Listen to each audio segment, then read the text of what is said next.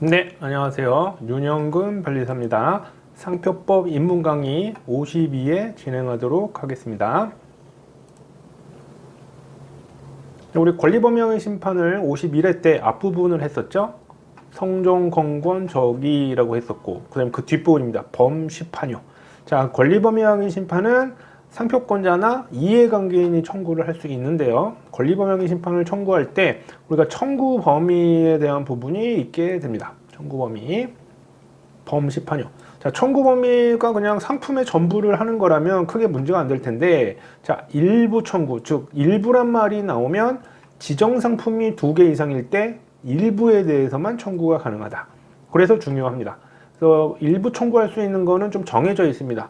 앞에서 무효 심판 가능하고요. 그다음에 취소 심판 중에 불사용 취소 심판만 가능하고, 그 다음에 마지막 권리범위 심판만 요거 세 가지만 일부 청구가 가능합니다. 하지만 일부 취하는 안 됩니다. 청구된 것 중에 일부를 취하하는 거, 뭐 전부 취하야 가능한데 일부만 취하하는 거는 무효 심판만 가능합니다. 그렇게 다르게 됩니다. 그래서 지정 상품이 2 이상일 때 그래서 논점이 중요하다고 했죠.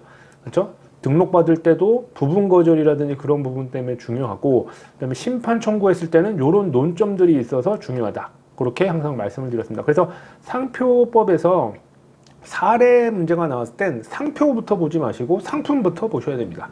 항상 강조드리는 겁니다.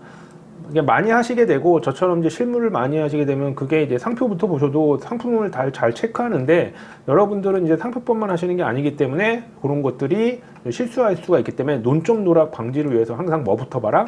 상품부터 보셔야 합니다. 상품. 그거를 잘 알아두시면 나중에 도움이 많이 됩니다. 상품. 자, 이런 것들은 기본 강의 때도 계속 강조를 드리고요. 2차 때는 시험에 맞게 항상 언급을 드리게 됩니다. 그래서 청구 범위, 그게 범위고요. 자, 그 다음 암기 코드는 우리가 이제 판단 시점입니다. 판단 시점. 자, 판단 시점을 심결시를 하게 됩니다. 자, 심결시를 하게 되는 경우가 거절결정 불복 심판하고 권리범위형의 심판의 경우입니다.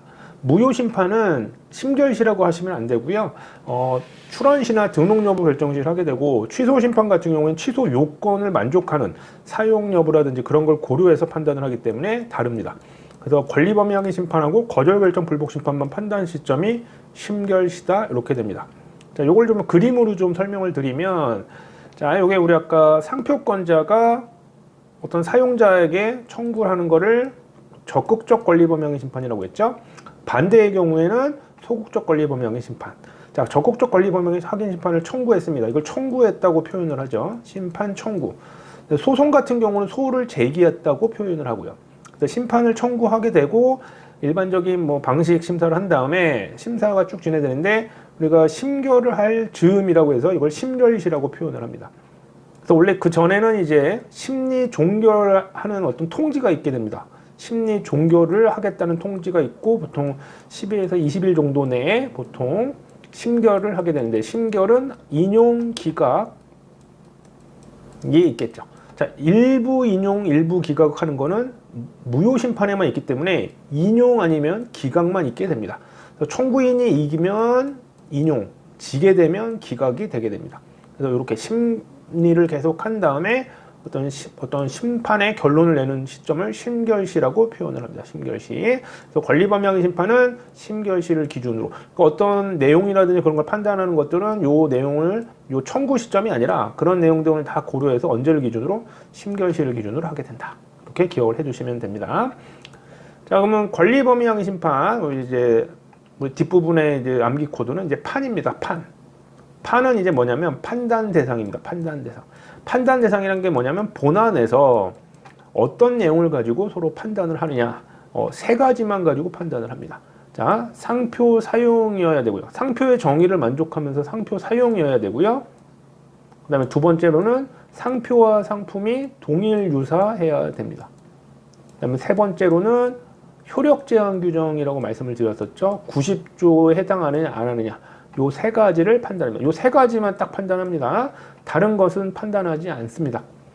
이게 이제 우리 침해 요건하고 좀 헷갈리는데, 침해 요건 중에 정당 권한이라는 게 있습니다. 그렇죠? 우리가 사소진 이렇게 써놓고 말씀을 드렸었죠. 정당 권한. 정당권원이 있는데 사용권에 대한 부분, 그 다음에 소진이론, 그렇죠? 그 다음에 진정상품 병행 수입이 있고요. 여기에 또 하나에서 권리남용해서 권리남용도 원래 정당권원 중에 하나로도 판단을 합니다. 반대 입장에서. 그래서 사소진남은 판단 대상이 아닙니다. 그냥 외우십시오. 이거는 사용권, 소진이론, 진정상품 병행 수입, 그 다음에 권리남용은 판단 대상이 아니다. 사소진남은 판단 대상이 아니구나. 판단하는 건 뭐라고요? 상표적 사용, 동일 유사, 90조. 요거를 꼭 기억을 해 주시기 바랍니다. 다시 한번 그림으로 좀 볼게요. 자, 우리 권리범용 심판을 청구했다고 치죠? 그러면 심판 청구 후에 여러 가지 이해관계인이나 뭐 이런 것들, 기본적인 확인이익 이런 것들을 판단을 한 다음에 판단을 한다 이거죠. 판단을 하는 대상이 뭐라고요? 세 가지. 자, 사용자 입장에서 상표적 사용이냐, 그렇죠? 상표를 사용하느냐. 두 번째, 동일 유사하냐. 요거를 판단하는데, 동일 유사는 어떤 게 동일 유사예요? 자, 얘의 상표와 상품, 그 다음에 얘의 상표와 상품. 그래서 요 두 가지 A와 B, 갑과 을의 상표, 등록 상표와 사용 상표 간에 동일 유사한지 판단하는 게 두 번째. 그 다음에 세 번째는 90조에 해당하는지입니다. 90조. 요 90조는 꼭 사용 상표에 대한 얘기이기 때문에, 자, 90조가 뭔지 기억이 잘 안 나시는 분들은 효력이 제한되는 규정으로 사용 상표에 대해서만 얘기 나오는 거다. 이렇게 알아두시면 됩니다. 그래서 판단하는 대상이 뭐라고요? 세 가지. 상표적 사용, 동일 유사, 90조. 판단 대상이 아닌 것은 외우십시오. 사소진남. 이렇게 기억을 해주시면 됩니다. 자, 이제 권리범용 심판 암기 코드 마지막입니다. 마지막 효과를 말씀드립니다. 효과. 권리범용 심판의 효과가 뭐가 있겠느냐? 우리가 보통 공소일 이렇게 보통 얘기를 합니다. 공소일. 자, 우리가 권리범위에 속하느냐 안 속하느냐는 침해 전 단계에서 확인할 수 있기 때문에 특허 심판원에서 나름 공적으로 확인할 수 있기 때문에 좋은 어떤 자료가 됩니다. 그래서 공적 확인을 하는 거고요. 그 다음에 소송과의 관계는 어떻게 되냐? 만약에 심판에서는 이겼다고 했는데 소송에서는 질 수 있을까요? 소송과의 관계에서는 완전 별개입니다. 다만 심판에서는 공적 확인을 했기 때문에 유력한 증거는 될 수 있습니다. 전 관련은 없습니다. 거기에 얽매이지 않습니다. 하여튼 법원은 뭐 행정청인 특허 심판원에서 한 거 가지고 뭘 나한테 난리쳐라고 법원은 생각하기 때문에, 물론 나름 이제 전문적인 데서 하는 거기 때문에 유력한 증거로 보게 됩니다. 거의 많이 따라가요. 특별한 사정이 없는 이상은. 자, 그 다음에 마지막 일사부재리에 대한 부분들이 적용이 됩니다. 일사부재리는 또 따로 설명을 드릴 거고요. 일사부재리에 주로 많이 적용이 됩니다. 일사부재리는 권리범용 심판에만 있는 건 아니지만 일사부재리가 나오기 쉽고 시험 문제 나온다면 제일 좋은 게 권리범용 심판입니다. 그래서 일사부재리 때 또 간단하게 언급을 드릴 거고요. 그래서 권리범용 심판의 세 가지 효과, 공소일 이렇게 외워두시면 좋을 것 같습니다. 자, 우리 권리범용 심판에 대한 부분들을 쭉 봤죠. 성종, 권권, 적의, 범시, 판요 이렇게 해놨습니다. 성질, 종류, 그렇죠?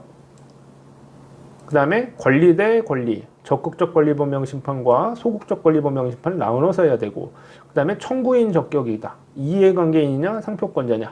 그 다음에 확인의 이익에서 이적 특기 임무가 있었습니다. 그 다음에 지금 막 했죠. 범시, 판요, 청구 범위, 그 다음에 판단 시점 시, 네, 판단 대상은 세 가지가 있었죠. 상표적 사용, 동일 유사 여부, 90조.